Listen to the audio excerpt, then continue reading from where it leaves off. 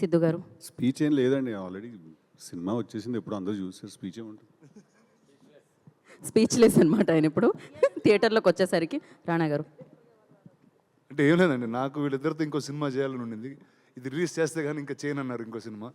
So వేరే option లేక నాకు రిలీజ్ చేయాల్సి వచ్చింది.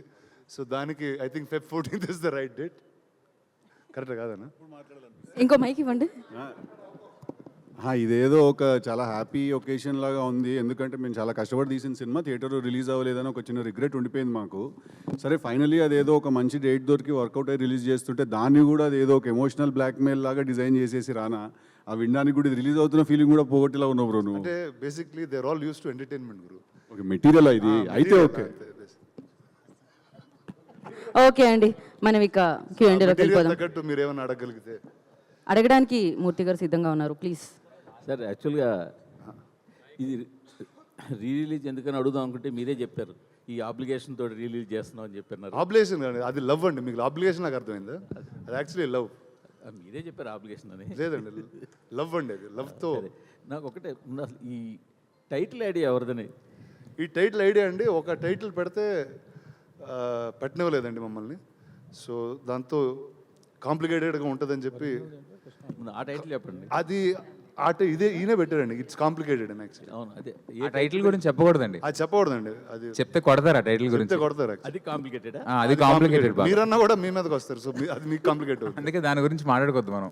అంటే దీని ఒక కొత్త ట్రెండ్ అనుకోవచ్చా? ఎప్పుడైనా ఇంతకుముందు ఓటీటీకి వెళ్ళిపోయినా ఇప్పుడు మా టక్ జగదీశన్ ఎంఆర్ఓ జగదీశన్ రిలీజ్ చేయడం అలాంటి ఏమైనా చేసుకోవచ్చంటారా? అంటే ఒకటి ఇది టైటిల్ మా లైఫ్లో కాంప్లికేషన్ వచ్చి కాంప్లికేటెడ్ అనే టైటిల్ పెట్టాల్సి వచ్చింది, లేకపోతే మామూలుగా ఉండేది. సరే ఇది ట్రెండ్ అనుకుంటే కొన్నిసార్లు తప్పులు కూడా ట్రెండ్లు అయిపోతూ ఉంటాయి.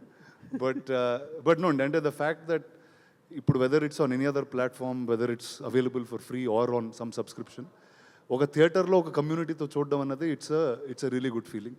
అండ్ అది లాస్ట్ కపుల్ ఆఫ్ ఇయర్స్గా చూస్తుంది ఏంటంటే మనం ఆల్రెడీ ఎక్స్పీరియన్స్ చేసింది ఇంకా ఒక మ్యూజిక్ అన్నదో లేకపోతే ఒక ఎమోషన్ అన్నది ఓవర్ ద ఇయర్స్ ఇంకా అర్థమవుతూ ఉంటుంది. It will become a bigger emotion. So I think it's complicated has వీళ్ళు తీసుకునే టాపిక్కే it's a thing that it keeps growing on you. First time misunderstood అయినా second time you will understand it better అనే నమ్మకంతో where here. Already ఓటీటీలో చూసేసిన జనం బాగా enjoy చేస్తున్నారు కదా. యూట్యూబ్లో ఉన్నవి రిలీజ్ అని ఈ మధ్యన కొత్తగా చేస్తున్నారు కదా పెద్ద పెద్ద. అంటే అది ఒక్కళ్ళే కూర్చొని చూడొచ్చు అండి, అందరూ కూర్చొని కలిసి నవ్వుకుని. ఇది ఓటీటీ రిలీజ్ అనమాట. ఇది ఫస్ట్ టైం రిలీజ్ అండి యాక్చువల్లీ. ఇది రిలీజ్ ఎప్పుడు రిలీజ్ అవ్వాలి, ఇదే మొదటిసారి రిలీజ్. దీనికి ఏమైనా యాడెడ్ చేశారా? ఎక్స్ట్రా ఏమైనా ఉన్నాయా? అంటే పిల్లలందరూ పెరిగిపోయారండి, ఇప్పుడు యాడ్ చేస్తే చాలా తేడా కొడుతుందని చేయాల. టైటిల్ ఒకటే ఎక్స్ట్రా యాడ్ చేసాం. టైటిల్ ఎందుకు పెట్టాల్సి వచ్చింది భయ్య? సెన్సార్ ఒప్పుకోలేదండి. సెన్సార్ ఒప్పుకోలేదు. చాలా మంది గొడవ లీలా ఎందుకు మార్చాల్సి వచ్చింది? అది నాకు తెలియదండి. మీరు దేని గురించి మాట్లాడుతున్నారు? మీరే చెప్పారు. ఎవరో ఏదో అన్నారు, ఆయన ఫేస్ జూమ్ చేయండి. నాకు సంబంధం లేదు. ఆ టైటిల్ మీరే చెప్పారు. ఓటీటీ రిలీజ్ లో ఉన్న టైటిల్ ని ఎందుకు మార్చాల్సి వచ్చింది? అందరూ బాగా చూశారు, ఇష్టపడింది. అది ఏందండి, కృష్ణ అనేజ్ లీలా సినిమా పేరు, ఆ పేరు పెట్టకూడదు అంటే ఇప్పుడు మేము ఇష్ట కాంప్లికేటెడ్ అని టైటిల్ వాన్స్ రిలీజ్ చేస్తున్నాం, ఏదో పెద్ద మ్యాటర్ అది. అంతే. నేను అందరూ దాన్ని ఏదో ఒక సెన్సార్ వాళ్ళు చెప్పారని మీకు ఆ టైటిల్ వద్దు అని. మెటీరియల్ ఎంతసేపు లాగదామో అంతసేపు చూస్తున్నా నేను కూడా. నువ్వు ఒకటివి. సారీ, అంటే సెన్సార్ వాళ్ళే ఆ టైటిల్ పెట్టొద్దు అన్నారా? టైటిల్ గురించి రవికాంత్కి తెలుసు ఎందుకు మారిందో, నాకు జెన్యున్గా తెలియదు. అంటే ఆల్రెడీ ఓటీటీలో ఫేమస్ అయిన టైటిల్ అది, అట్లాంటి టైటిల్ ని మీరు మార్చినప్పుడు దానికి పర్టికులర్ గా ఒక రీజన్ లేదు. ఇది అప్పుడే లాక్డౌన్ అప్పుడే బేసిక్లీ టైటిల్ బయటకు వచ్చినప్పుడు చాలా మంది గొడవ చేశారు. అది మా ఉద్దేశం కాదు, అది దాన్ని ఎవరినో ఉద్దేశించింది కాదు, ఎవరిని కించపరిచింది కాదు. సో అది గొడవలు జరిగినప్పుడు మేము ఏంటంటే అసలు కాంప్లికేషన్స్ ఎందుకు, ఈ సినిమా ఇట్స్ కాంప్లికేటెడ్ అని నేను నా కాలేజ్లో ఉన్నప్పుడు షార్ట్ ఫిల్మ్ తీశాను. సరే ఇంకెలాగో జనాలు చూస్తారు సినిమా, ఇప్పుడు సెన్సార్ క్లియరెన్స్ కావాలి మాకు, శాటిలైట్ అవి అవ్వాలంటే. సో దానికి ఏ టైటిల్ అయితే ఓకే అని చెప్పి ఇట్స్ కాంప్లికేటెడ్ అనేది టైటిల్ షూట్ కూడా అవుతుంది మాకు. సో ఆ టైటిల్ మీద రిజిస్టర్ చేయించాం అంతే. అయితే స్టోరీ పరంగా మీ లైఫ్లో ఏమైనా 3-4 లవ్ స్టోరీలు ఉంటే వాటిని కలిపి ఒక సినిమా తీసారా ఏంటని? అందరికి అవుతాయండి కదండి పెరిగినప్పుడు. ఇంకా అదేమి ఒక స్టోరీ తీసింది కాదు. అంటే ఈ స్టోరీ నేను సిద్ధుతో రాసినప్పుడు కానీ, మా డైరెక్షన్ టీంతో డిస్కస్ చేసినప్పుడు కానీ, రానా చేత ప్రొడ్యూస్ చేయించినప్పుడు కానీ, సో ఈ స్టోరీస్ అందరి లైఫ్లో ఉన్నాయని అర్థమైంది. సో అందుకని ఈ సినిమా తీయాలని ఫిక్స్ అయ్యాం. ఆ 3 స్టోరీల్లో వాళ్ళిద్దరు ఏవని అలా పిన్ పాయింట్ చేయలేమండి. అంటే మాకు క్రియేట్ చేసినవి అంటే మాకు లైఫ్లో జరిగిన యాస్టీస్ రాసాం కదా. సో ఎందుకంటే వాళ్ళు కొడతారు మళ్ళీ తర్వాత వచ్చి, అందుకనే యాస్టీస్ రాయలేం. సో దాని నుంచి ఇన్స్పైర్ అయ్యి కొంచెం. సిద్ధు గారు అయితే యాక్చువల్లీ మాలలో వచ్చారు, మేమేం అడగాలో కూడా మైండ్ బ్లాక్. మిమ్మల్ని మాలలో చూడగానే చాలా అడగాలనుకున్నాము. నాకే కదా వాళ్ళకి కూడా అయింది. సో మీరు అడిగే క్వశ్చన్లో తప్పేం లేకపోతే నేను మాలేసుకుంటే ఉంది, వేసుకోకపోతే ఉంది. అయితే మీ లవ్ స్టోరీస్ గురించి చెప్తారా? 3 స్టోరీస్లో దేనికి మీ స్టోరీస్ కనెక్ట్ అయ్యాయి? అదేనండి రవికాంత్ చెప్పినట్టు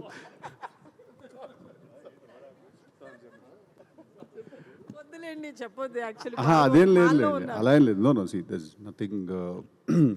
రవికాంత్ చెప్పినప్పుడు రైటింగ్ ప్రాసెస్ అనేది ఎప్పుడైనా ఎనీ రైటర్ తన లైఫ్లో జరిగిన ఎక్స్పీరియన్సెస్ లేకపోతే తన చుట్టుపక్కల వాళ్ళ లైఫ్లో జరిగిన ఎక్స్పీరియన్సెస్ అవన్నీ చూసి వినే ఫస్ట్ ఫ్యూ టైమ్స్ ఏమైనా కథలు రాసినప్పుడు వాటిల్లో నుంచే ఎంతో కొంత ఒక మెటీరియల్ డ్రా చేసుకుని దాన్ని ఒక సినిమాలోకి ఎలా సెట్ చేయాలి అనేది ఏ రైటర్ అయినా చేసేదండి. ఐ ఫీల్ దట్ వాళ్ళ లైఫ్లో నుంచో చుట్టుపక్కల ఉన్న వాళ్ళ లైఫ్లో నుంచో అలా మేము ఏదో ఒకప్పుడు ఫీల్ అయిందో లేకపోతే మేము మా ఫ్రెండ్స్లో వినిందో తీసుకుని ఓకే ఈ కాన్సెప్ట్ ఏదో ఇంట్రెస్టింగ్గా ఉంది, దీన్ని ఒక సినిమాగా డిజైన్ చేస్తే బాగుంటుంది కదా అని అనిపించి మొదలెట్టింది. సో యాజ్ ఇట్ ఈస్గా జరిగిన ఎక్స్పీరియన్సెస్ అలా కాకుండా ఇట్స్ అన్ ఇన్స్పిరేషన్. సొసైటీలో జరుగుతుంది చూసినా, మన ఫ్రెండ్స్ లైఫ్లో జరుగుతుంది చూసినా కూడా. రవికాంత్ గారు సార్ దీన్ని థియేటర్కి మార్చినప్పుడు రీఎడిట్ చేయడం కానీ దాన్ని ఏమైనా స్క్రీన్ ప్లే కొంచెం అటు ఇటు మార్చడం? లేదండి అదేం లేదు, ఏం జరగలేదు. యాస్టీ సినిమా. సేమ్ రానా గారు, సిద్ధు గారు, రానా గారు సార్ సార్ యాక్చువల్గా అంటే ఇది సరే సరదాగా ఒక ఆట విడుపులా రిలీజ్ చేస్తున్నారు, దీని గురించి పక్కన పెడితే టిల్లు తర్వాత మీ ఇమేజ్ అంటే సాధారణంగా హీరోలు ఎవరు కూడా ఒక ఇమేజ్లో ఇరుక్కుపోవాలని అనుకోరు, కానీ రీసెంట్గా జాక్ టీజర్ కూడా చూసాము. బట్ చూస్తుంటే మీరు మిమ్మల్ని మీరే ఒక ఫ్రేమ్లోకి ఫిక్స్ అయిపోతున్నట్టు కనిపిస్తుంది. క్వశ్చన్ అర్థం కాలేదు సార్ నాకు. మీరు ఒక ఇమేజ్లోకి టిల్లు ఇమేజ్ అనేది పెట్టుకుంటే, ఒక టిల్లు బ్రాండ్ అనేది పెట్టుకుంటే దాంట్లో ఫిక్స్ అయిపోతున్నట్టు కనిపిస్తుంది. అదే నాకేం అలా అనిపించట్లేదు సార్. జాబ్ చూస్తే కూడా మళ్ళీ మాకు టిల్లే గుర్తుకొచ్చినట్టుగా అనిపించింది. అవునా, ఓకే. మీకు సినిమా చూస్తే వేరేలాగా అనిపిస్తుంది. తెలుసు కదా, వేరుగా ఉండొచ్చా? వేరేనండి. Okay okay. సిద్ధు గారు, లైలా మీకు మంచి ఫ్రెండ్ కదా, సో మీరు ఎందుకు దాని మీద కాంపిటీషన్లుగా కాంప్లికేట్ చేస్తున్నారు ఈ సినిమా? సార్ ఒక సినిమా రిలీజ్ అది స్ట్రైట్ రిలీజ్, అది కంపారిజనే లేదండి. అది నంబర్ ఆఫ్ స్క్రీన్స్ దగ్గర నుంచి లొకేషన్స్, ఓవర్సీ రిలీజ్ ఇక్కడ చాలా డిఫరెన్స్ ఉంటుంది. కాంపిటీషన్ అంటే అసలు కాన్సెప్టే లేదండి ఇక్కడ. ఇంకోటి రానా గారు, ఈ లవ్ స్టోరీస్లో మీకు ఎన్ని కనెక్ట్ అయ్యాయి సార్? అంటే మామూలుగా నాకు అర్థమయ్యే కొన్ని లవ్ స్టోరీసే ఉంటాయండి, అలాంటి కొన్నిట్లో ఇది బాగా అర్థమైంది యాక్చువల్లీ. ఎందుకంటే ఖచ్చితంగా ఏంటన్నా అలా ఉన్నాం సరే. అంటే సీన్ లైఫ్ జరుగుతాయండి అందరి లైఫ్లో, అండ్ అది చెప్పలేము కొన్నిసార్లు వాటి గురించి మాట్లాడుకోలేం. అండ్ ఐ థింక్ సినిమా అనేది it's a tool to speak up some emotions, and నాకు తెలిసి Ravi and Siddhu really designed it so beautifully. And నాకు తెలిసి ఖచ్చితంగా అందరి లైఫ్లో ఏదో టైంలో they will be some attraction towards different people. అది ఆ టైంలో సొసైటీ నార్మ్ కాకపోవచ్చు, it might not be right to where your living culturally, but feelings happen, and I think it's very beautifully captured in this film. మీరేమైనా miss అయ్యాను అనుకున్నారా sir ఈ cinema అంటే చేయకపోవడం వల్ల? అంటే మీరేమైనా చేయలేకపోయానని అనుకున్నారా ఈ సబ్జెక్ట్? ఆ టైం కల్లా నాకు వయసు దాటేసానండి. ఈ కథ చెప్పేటప్పుడు ఆ టైంకి నేను బాగా ఏజ్ అది పెరిగిపోయి అలాంటివి ఎప్పుడు చిన్నప్పుడు అలా జరిగింది. సో అంటే రానా తోటి ఆల్మోస్ట్ లాస్ట్ 3-4 yearsగా క్లోజ్లీ బీన్ అసోసియేటెడ్. నేను తెలుసుకున్న విషయం ఏంటంటే మనోడు చాలా ఇంట్రెస్టింగ్ కథలు, కొంచెం అవుట్ ఆఫ్ ద బాక్స్ కథలు అన్నీ కూడా ఏదన్నా ఉంటే రానా దగ్గరకు వస్తారనమాట అందరూ. ఎందుకంటే మనోడైతేనే కొంచెం అర్థం చేసుకుని ఇట్లాంటివి ముందుకు ప్రొపెల్ చేస్తాడని. బట్ వాట్ హ్యాపెన్స్ ఈజ్ అలాంటి కథలు చేయడానికి హీరోలకు కూడా ధైర్యం ఉండాలి. Every one might not want to pick up a new story or చిన్న రిస్క్ మ్యాటర్ ఏదో ఉంటుంది దాంట్లో.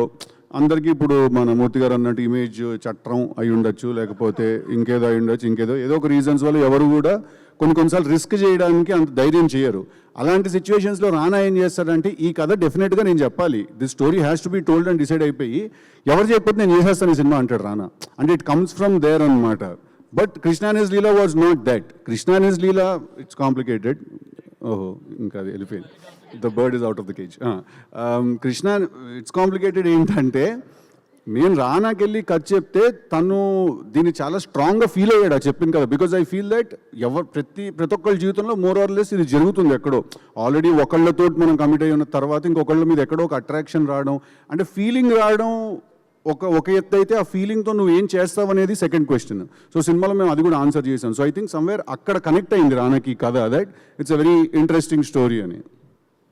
మీరు వెరీ గుడ్ బిజినెస్ మ్యాన్, మీరు వెరీ గుడ్ బిజినెస్ మ్యాన్. ఈ సినిమాని ఫస్ట్ థియేటర్కల్ రిలీజ్ చేద్దామనే చేస్తున్నారు, తర్వాత అనుకోని పరిస్థితులు కోవిడ్ సిచ్యుయేషన్స్ వల్ల మీరు ఓటీటీ రిలీజ్ చేశారు.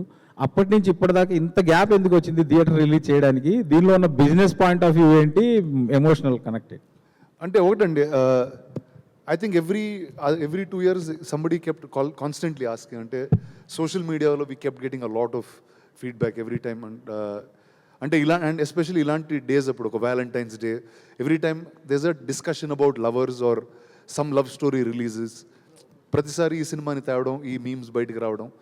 So it is always there. And one day కలిసినప్పుడు we said okay shall we do this అంటే it really happened at the whiff of the moment. అంటే నిజంగా అడిగిన అంత క్విక్గా we said let's just do it. And Valentine's day was right around the corner. So I thought it's a right day to put complications. అయితే రానా గారు ఇప్పుడు time గురించి మాట్లాడుతున్నారు కాబట్టి, అంటే టిల్లు కంటే ముందు సినిమా ఇది. అప్పటికి సిద్ధు మీద మీకు నమ్మకం లేక థియేటర్కల్ రిలీజ్ ఎందుకు అని ఆగిపోయారు అనుకోవచ్చా? లేదు నమ్మకం లేక ఐ ఆన్సర్ దిస్. అదేం లేదు, కాదు ఐ ఆన్సర్ ద క్వశ్చన్ అండి. సినిమా రిలీజ్కి రెడీ అయిపోయి మేము యూట్యూబ్ మీరు ఇప్పుడు ఓపెన్ చేస్తే అప్పుడు అనౌన్స్ చేసిన టీజర్ ఉంటుంది. దాంట్లో May 1st రిలీజ్ డేట్ వేసి మేము టీజర్ వదిలాం.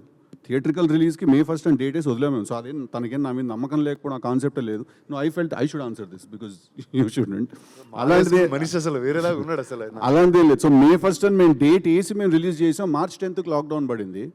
అప్పుడు ఇంకా రెడీ అయిపోయిన సినిమా చేతిలో ఉంది, ఏం చేయాలి దీన్ని అంటే లేదు ధైర్యం చేసేద్దామని. ఇన్ఫ్యాక్ట్ అది ఓటీటీలో రిలీజ్ చేయడం తన క్లాస్ అండి.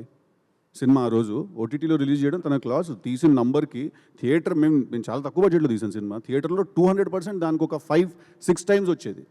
బట్ ఓటీటీలో రిలీజ్ చేయడం యాక్చువల్లీ తనకి లాస్. So that's the reality. Rana గారు హాయ్. రానా గారు hi. Sorry after him sir, sorry. Okay. So I was following a lot of content from this movie. Sorry, hi. So మీరు చెప్తా ఉన్నారు సురేష్ బాబు గారు ఫస్ట్ ఈ స్క్రిప్ట్ విన్నప్పుడు he wasn't quiet sure whether to make it or not. And shooting టైంలో కూడా మీరు అంతా ఒక పార్టీలో చేస్తుంటే hint understand how it's getting made అన్నారు. So 5 years after Suresh Babu గారు ఇలాంటి మూవీకి వస్తే వాళ్ళు ఒప్పుకుంటారా ఇప్పుడున్న స్టేట్ ఆఫ్ మైండ్లో తను, ఆర్ మీదే కాల్ మొత్తం? See, I think for everyone in life, there's a generational change. And I think when in life, I think this was the first group of youngsters he met, and he started seeing cinema very differently. And he appreciates it over time in terms of what it is.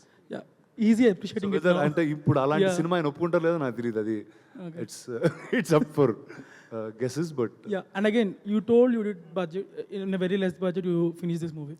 So ఇప్పుడు మళ్ళీ తీస్తే sir actually 2020 ముందు అందరం తక్కువ budget లోనే ఉండేవాళ్ళు. అదే ఇప్పుడు చేయగలరా సేమ్ బడ్జెట్ లో అని చాలా వేరేగా అనిపిస్తుంది. But few years ago everything use to be much more controlled and very efficient.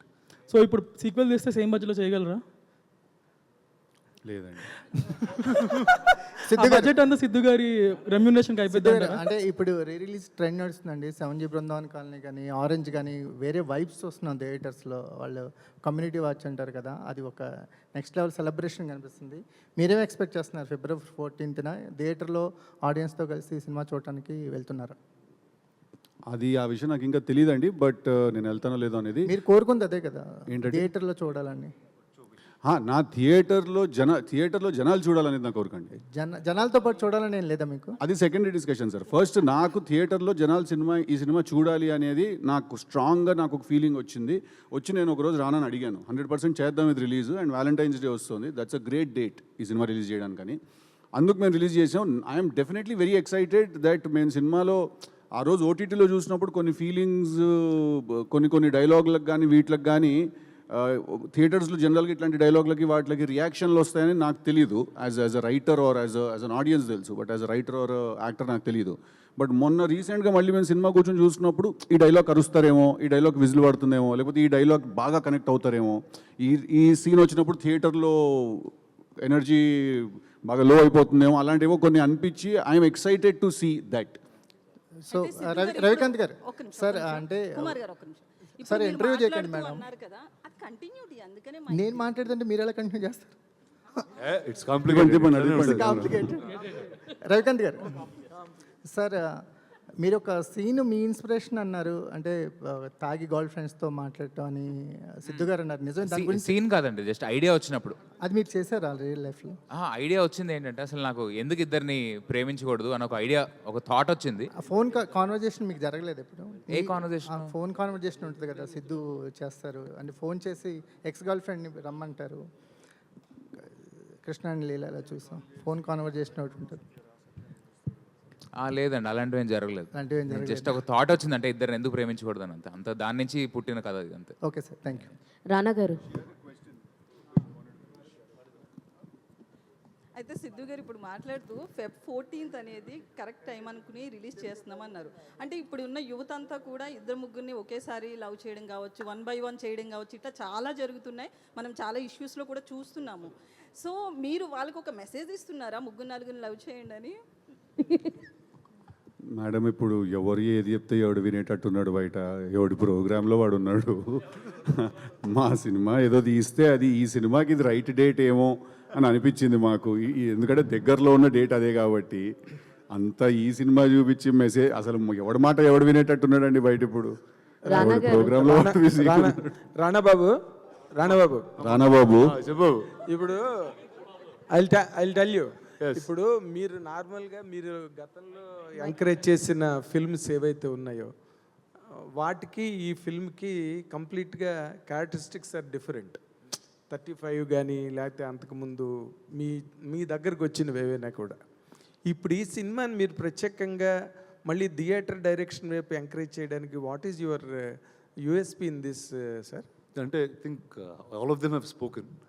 అంటే ఒక సినిమా దేస్ అన్ ఇండిపెండెంట్ వ్యూయింగ్ అండి, అది you can get entertained some times. But ఒక కమ్యూనియల్ వ్యూయింగ్లో does a lot more that does a different way you react.